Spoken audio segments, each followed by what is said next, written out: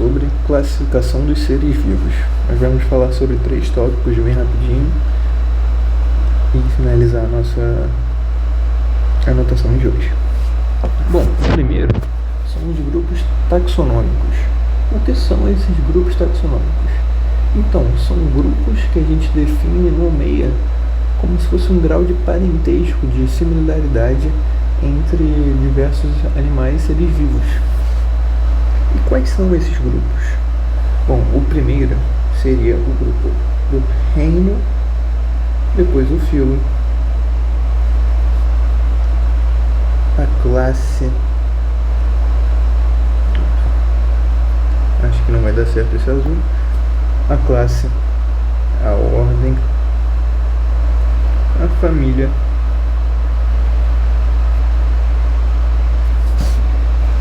o gênero e finalmente a espécie. Bom, esses são todos os grupos taxonômicos que nós conhecemos. Existe também algo chamado domínio, que engloba todos esses grupos que a gente acabou de citar. E eu quero que vocês tenham em mente o seguinte esquema, que seria esse esquema aqui, que parece um esquema de conjuntos. A gente tem, é como se é um sistema de contido e contém. Sempre que você está aqui mais à direita, sempre ele vai estar, o elemento que você está mais à direita vai estar contido no mais à esquerda. Então a espécie está contida no gênero, na família, na ordem e assim vai. Já pela esquerda, o reino não está contido em nada, ele contém todo mundo aqui. O filo está contido no reino e contém todo mundo à sua direita. Esse é um esquema bem matemático, bem lógico, bem legal para ter na cabeça. E outra coisa para ter na cabeça seria o reficofage, que nada mais é do que o início de cada palavra aqui, ou às vezes só a letra. Reficofage, bem facinho de lembrar, reficofage, só ficar repetindo várias vezes, reficofage, que vai memorizar. Bom, agora que eu fiz esse esquema aqui, escrevi esses nomes, eu queria botar umas setas aqui para vocês entenderem. Deixa eu puxar um pouco mais para baixo. Didática nota 1000. Então vamos lá. Do reino para a espécie, da esquerda para a direita, você tem que perceber que sempre que estamos mais à esquerda, a gente tem uma população mais abrangente. E com esse esquema daqui, isso faz sentido. Porque pensa só, se eu estou aqui na espécie, eu olho somente para esse subconjuntinho daqui. Então eu vou ter somente a mesma espécie. Mas agora, se eu estou no reino, não só eu tenho toda essa espécie aqui, como eu tenho fora do filo, dentro da classe, dentro da ordem, dentro do gênero e assim vai. Então, mais para a esquerda, do lado do reino, nós temos uma população mais abrangente. E mais para a espécie, pelo próprio começo da palavra, né, temos uma população mais específica. E agora, vamos olhar no outro sentido. Na verdade, vamos manter o sentido, mas analisar por outro ângulo. Agora, mais à esquerda, como nós temos uma população mais abrangente, em termos mais de biologia, a gente pode falar que a gente tem uma maior diversidade.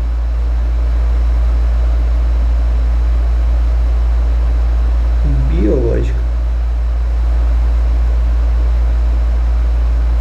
E mais à direita, nós temos um maior parentesco evolutivo. E agora que eu falei de parentesco evolutivo, eu queria botar uma observação aqui bem pequena e bem interessante. Como que a gente pode considerar que um animal é da mesma espécie que outro? são considerados da mesma espécie se quando você pega, vamos supor, a espécie bolinha risco azul e acasala com o triângulo risco preto, isso aqui produz um quadrado risco vermelho, e esse quadrado risco vermelho ele é fértil.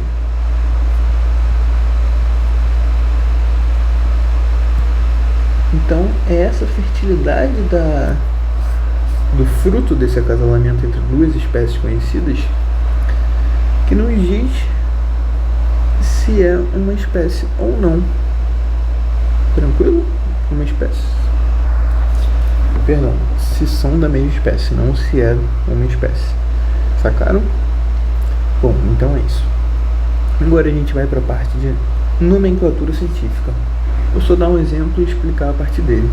Mas antes eu queria falar que a nomenclatura científica ela segue um sistema binomial.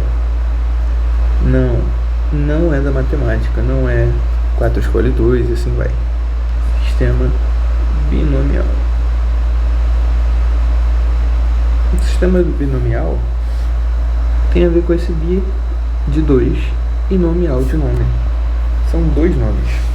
A nomenclatura científica segue o sistema binomial, então ela tem apenas 2 nomes para a espécie. Por exemplo, quem seria esse cara daqui?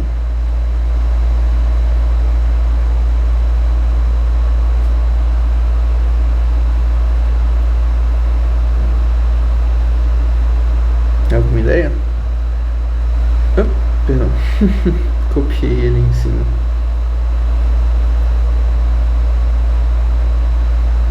Isso. Pronto, agora tá certo. Quem seria esse cara daqui? Bom, esse carinha daí nada mais é do que a cascavel.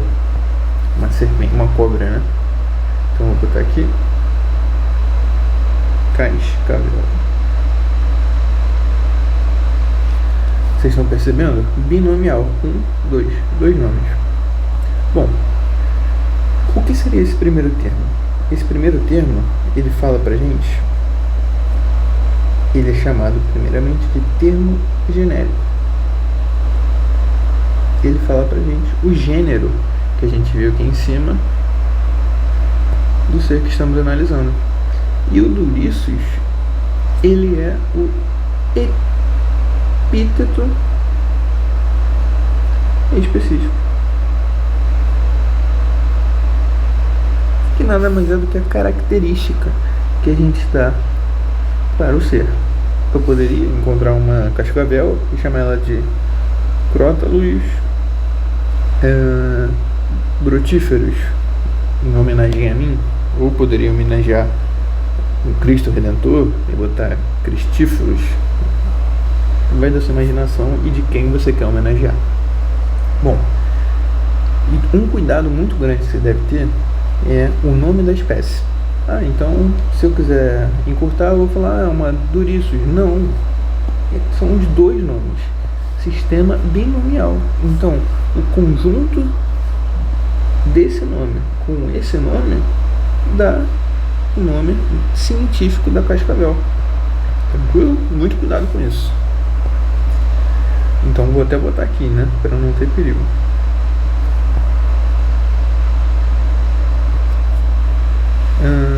O nome científico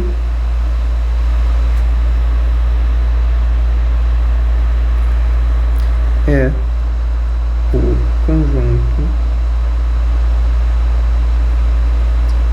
dos 2 nomes. Pronto.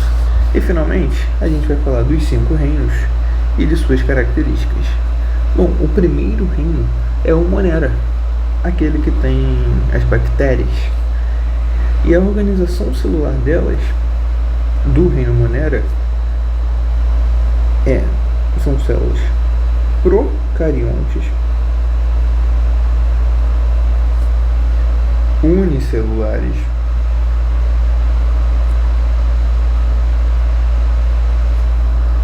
e a nutrição Elas podem ser tanto autotróficos ou heterotróficos.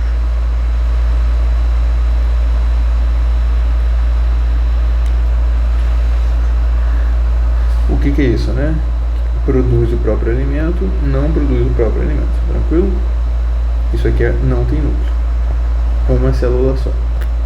Bom, e os protistas, as algas, os protozoários, são eucariontes, podem ser uni ou pluricelulares. Os fungos, também eucariontes, e podem ser uni ou pluricelulares. Então vamos usar a tecnologia a nosso favor aqui, copiar, colar e botar a vírgula que faltou. Bom, o protista também pode ser os dois, autotrófos ou heterotrófos. Copiar, colar. Tá bom. Então todos são assim? Não, aí que tá. Aqui nos fungos, o reino fungi já muda. Temos somente os heterotrófos.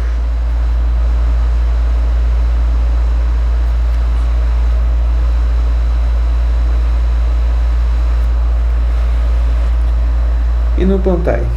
Aqui são as plantas. Elas também são eucariontes. Mas agora são somente pluricelulares.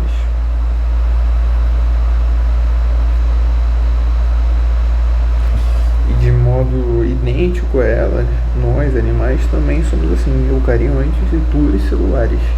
Até porque é difícil imaginar que nós somos feitos com uma célula só, né? E sobre a alimentação?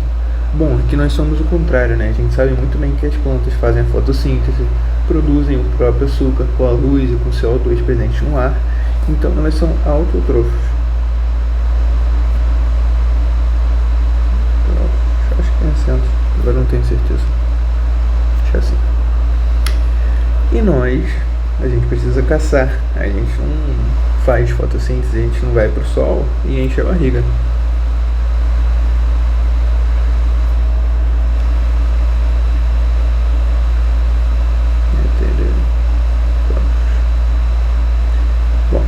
Então é isso, e a última observação que eu quero falar é sobre o nome.